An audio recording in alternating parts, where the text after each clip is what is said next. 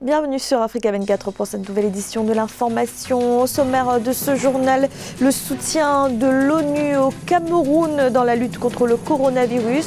Le président camerounais Paul Biya recevait ce 13 mai Loun Senifal, représentant spécial du secrétaire général des Nations Unies.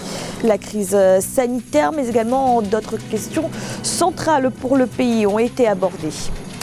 Le Premier ministre ivoirien Amadou Gon Coulibaly serait-il sur le départ? Le président Alassane Ouattara vient de procéder à un remaniement ministériel, un réaménagement à 5 mois de l'élection présidentielle, élection à laquelle le chef du gouvernement est candidat sous la bannière du RHDP. Et un plan de riposte de la communauté de l'Afrique de l'Est face à la pandémie de Covid-19. Les chefs d'État de la sous-région ont été réunis en visioconférence. Ils se sont notamment accordés sur la création d'un fonds spécial en faveur des petites et moyennes entreprises. Mais tout d'abord, qui pour succéder à Hassan Salamé au poste d'envoyé spécial de l'ONU en Libye? La succession du diplomate libanais qui avait démissionné début mars soulève des difficultés. Les Nations Unies l'ont reconnu ce jeudi 14 mai par la voix de Stéphane Dujarric, porte-parole du secrétaire général de l'ONU. Il a déclaré, je cite, qu'il s'agit d'une affaire compliquée. Des sources évoquent pourtant le nom de la Ghanéenne Anna Tété qui ferait un quasi-consensus, et alors que la situation devient de plus en plus urgente en Libye. Le président camerounais Paul Biya a accueilli ce 13 mai le représentant spécial du secrétaire général des Nations Unies, Loun Senifal. Il a été question, bien entendu, de la crise sanitaire liée à la pandémie de coronavirus, mais il a également été question plus largement de la situation sécuritaire, politique et économique dans la sous-région. Nelly Claude Bessa. En dépit de la pandémie de coronavirus qui sévit au Cameroun, le pays a accueilli le représentant spécial du secrétaire général de l'ONU et chef du bureau régional des Nations Unies pour l'Afrique centrale, François Loun Senifal, ce 13 mai 2020. Reçu par le président Paul Biya, les deux hommes politiques ont échangé sur la situation sécuritaire, politique et économique de la sous-région ainsi que sur la pandémie de Covid-19. Nous avons parlé des questions sécuritaires, des problèmes d'intégration. Et comme cette audience se passe dans un contexte de pandémie de Covid-19, le chef de l'État m'a longuement entretenu de toutes les mesures que le Cameroun est en train de prendre pour faire face à cette pandémie.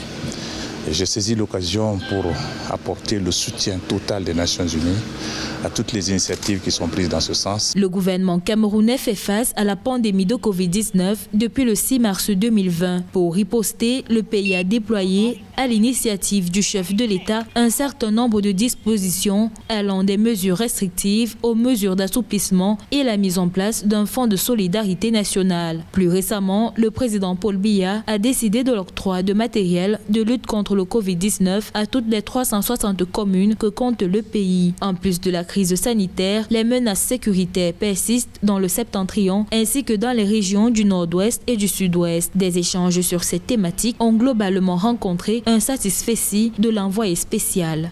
J'ai trouvé auprès de Monsieur le Président de la République un observateur attentif et avisé sur les défis auxquels le Cameroun fait face et les dispositions du gouvernement à tout mettre en œuvre pour renforcer la stabilité et la cohésion du Cameroun. Nous avons eu un entretien franc, fructueux, et je repars de cette audience reconforté, sachant que la sagesse du président continuera à aider et à guider toutes les actions qui sont menées pour faire du Cameroun un pays uni et stable. Soulignons que c'est la deuxième audience qu'accorde le chef de l'État à une personnalité diplomatique en cette période de crise sanitaire, après celle accordée le 16 avril 2020 à l'ambassadeur de France au Cameroun, Christophe Guilou, avec qui il s'était également entretenu sur la pandémie du Covid-19 et de ses conséquences.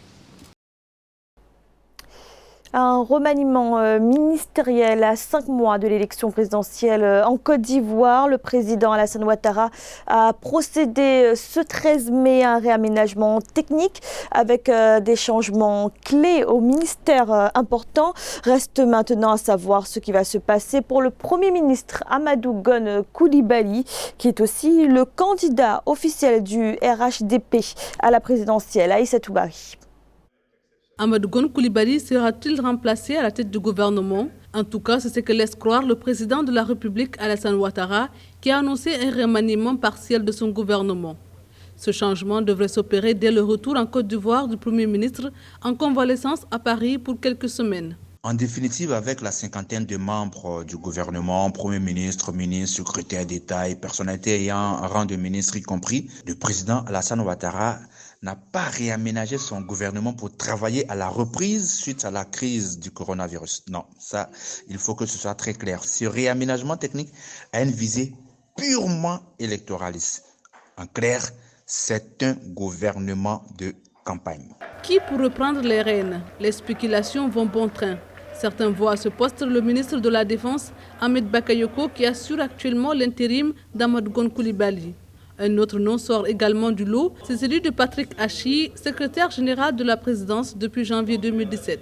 Pour le moment, il y a effectivement le ministre d'État Ahmed Bakayoko qui assure actuellement l'intérim du Premier ministre, mais on sait un peu les relations quelque peu, on va dire cordiales, en griffe, entre lui et l'actuel Premier ministre Amadou Gon Coulibaly. Et de l'autre côté, il y a le nom de Patrick Achi, qui revient dissident du PDCI, qui a rompu la gestion des dossiers depuis plusieurs années. Alassane Ouattara est une personnalité qui aime surprendre et sur ce point-là, il faut attendre. Amadou Gon Coulibaly avait d'abord souhaité conserver son poste jusqu'à la présidentielle. En tant que candidat et président du directoire du Rassemblement des Opportunistes pour la démocratie et la paix, il va désormais se consacrer à la campagne pour la présidentielle du 31 octobre. Et le Burundi a décidé d'expulser l'équipe permanente de l'Organisation mondiale de la santé dans le pays. Une expulsion signifiée dans une lettre émanant du ministère des Affaires étrangères et qui vise Walter Kazadi Mulumbo, représentant de l'OMS au Burundi, ainsi que 3 autres fonctionnaires de l'organisation. Aucune raison n'a été avancée dans cette lettre, mais la position burundaise face à la pandémie de coronavirus est très critiquée, les autorités ayant refusé de faire appliquer les recommandations de distanciation sociale. Et la lutte contre la pandémie du Covid-19 au cœur de la concertation des chefs d'État de la communauté d'Afrique de l'Est. Les dirigeants de la sous-région réunis en visioconférence se sont penchés sur les conséquences économiques de la crise sanitaire. Ils ont notamment décidé de la création d'un fonds spécial en faveur des petites et moyennes entreprises. Nelly Claude Bessard. Création d'un fonds pour les petites et moyennes entreprises de la communauté d'Afrique de l'Est. Les chefs d'État des pays de la région se sont engagés à soutenir les petites et moyennes entreprises régionales impactées par les effets de la pandémie de Covid-19. Par visioconférence, les dirigeants kenyans, rwandais et sud-soudanais ont convenu de mettre en place un programme de financement à but spécial pour appuyer les petites et moyennes entreprises dont les chaînes ont été affectées. La seule réponse logique, c'est de soutenir le tissu des PME. Elles représentent 95% du potentiel économique de ces pays-là à travers les infrastructures routières. Le rôle capital que jouent les grands ports. Il y a toute une économie sous-régionale et il y a une intégration qui est en marche. Donc on ne peut pas dans cette zone-là, si on veut être intelligent et si on veut avoir un impact, envisager une réponse qui se situerait au niveau national. Les chefs d'État ont en outre ordonné aux États partenaires de faciliter aux agriculteurs la poursuite des activités agricoles pendant et après la période de Covid-19, de soutenir l'agro-industrie et les chaînes de valeur en tant que mesure de substitution des importations. De plus, les chefs d'État de la région ont opté pour un système harmonisé de certification et de partage des résultats des tests Covid-19 afin d'avoir le même niveau d'information. Historiquement, ces États ont été constitués pour se soutenir en termes de pôle économique, avec comme État pivot le Kenya et la Tanzanie, et ensuite les autres qui se sont régir autour et toute une économie qui s'est développée à partir du lac Victoria. Il faut des moyens qui soient à l'échelle sous-régionale. Et je pense que c'est dans cette logique-là que les chefs d'État de la communauté est-africaine ont décidé de retrousser leurs manches ensemble et de mener le combat main dans la main. Toujours pour relancer l'économie et soutenir les petites et moyennes entreprises de la région, les présidents ont appelé à une flexibilité dans l'application des règles et procédures de la communauté d'Afrique de l'Est au moment où la région, qui a déjà dû faire face au criquet pèlerin, subit de plein fouet la crise sanitaire de coronavirus. Et parmi ces pays d'Afrique de l'Est, le Kenya qui entend soutenir sa filière agricole en cette période de crise sanitaire. Le pays qui figure dans le top 10 des pays exportateurs de produits agricoles en Afrique. Le gouvernement a annoncé injecter 14 millions de dollars sur 3 ans dans le secteur, et ce par le biais de la Banque agricole. Nelly Claude-Bessa. Dynamiser le secteur agricole pour un meilleur rendement.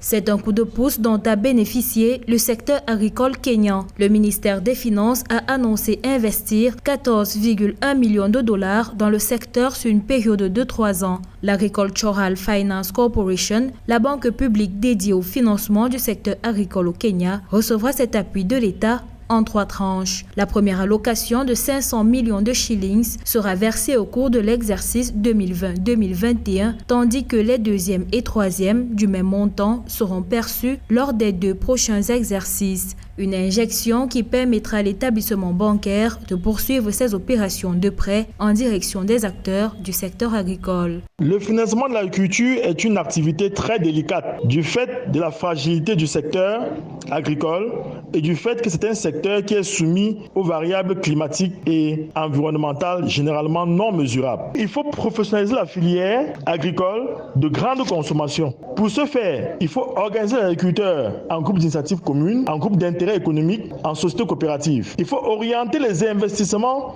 sur les produits locaux à haute valeur ajoutée. Outre l'approvisionnement du secteur bancaire agricole, le gouvernement kényan, à travers la Kenya National Trading Corporation, a conclu un partenariat avec le groupe OCP pour améliorer l'accès des agriculteurs aux engrais à des prix abordables. Les autorités travaillent également sur un système d'achat électronique d'engrais qui sera beaucoup plus efficace et transparent. En vue d'accroître l'accès aux prêts agricoles à l'endroit de sa clientèle, la Banque publique agricole du Kenya envisage quant à elle de s'associer à de potentiels investisseurs. À l'heure du Covid-19, chaque pays est mis à l'épreuve de l'auto-suivi, d'où la nécessité d'aider les agriculteurs kenyans à produire ce qu'ils peuvent consommer tout en évitant au mieux de consommer ce qu'ils ne produisent pas. Ce n'est qu'ainsi qu'ils pourront garantir leur suivi alimentaire et financier en période de crise mondiale comme celle que nous vivons actuellement. Au Kenya, le secteur agricole est le pilier de l'économie. Il génère 33% du produit intérieur brut, fournit 60% des emplois informels et représente également 60% des exportations totales de marchandises du pays. Le secteur agricole également impacté en Côte d'Ivoire, notamment la filière cacao. Pour faire face à la hausse des charges, des coopératives viennent en aide aux petits producteurs. Des distributions de vivres ont été organisées, un geste salué par les autorités. Reportage de notre correspondant Olivier Conin. Distribution de vivres et non-vivres aux producteurs de la région de l'Agnébi-Tiassa, au sud de la Côte d'Ivoire. Des dispositifs de lavage des mains, du riz, de l'huile et des pâtes vont augmenter la résilience des populations face à la pandémie. Bien que le Covid-19 n'ait pas d'impact direct sur les cultures, les producteurs agricoles subissent un impact négatif dans leur vie quotidienne. Beaucoup de leurs enfants sont revenus, ils ont des parents qui sont revenus de la ville, qui sont avec eux, qui difficilement ils arrivent à vivre parce que la nourriture il manque. Donc au niveau du conseil d'administration, nous nous sommes mis ensemble pour réfléchir et voilà pourquoi nous avons décidé de distribuer puisqu'ils en demandent. La distribution des vivres et non-vivres est très appréciée par les autorités et les bénéficiaires, notamment dans le village de Boguier, à quelques kilomètres de la sous-préfecture d'Atobrou. Nous félicitons les structures comme la SIMPA, la coopérative agricole d'Abbeville, qui nous a beaucoup apporté, qui a apporté un appui auprès des populations, en aidant dans la sensibilisation, mais en aidant également à cette population-là, aux agriculteurs, de pouvoir se relancer en distribuant des semences dans ces moments difficiles. Quand la maladie est là, ça nous gêne. On n'arrive même pas à aller au champ, on n'arrive même pas à nous saluer correctement. Bon, recevoir nos frères et sœurs qui arrivent, c'est vraiment insupportable. En rappel, l'industrie mondiale du cacao et du chocolat a fait don de $835 000 pour soutenir les pays producteurs afin de lutter contre le Covid-19. La Côte d'Ivoire est le premier producteur mondial de cacao avec 2,1 millions de tonnes. Et à noter que les mesures de restriction décrétées dans le cadre de la lutte contre la pandémie de coronavirus sont allégées en Côte d'Ivoire. Décision annoncée par le gouvernement ce jeudi. Le couvre-feu à Abidjan est levé. Les frontières, elles, restent fermées jusqu'au 31 mai. C'était le journal de la rédaction. Merci de l'avoir suivi. Retrouvez dans un instant une nouvelle édition de l'information.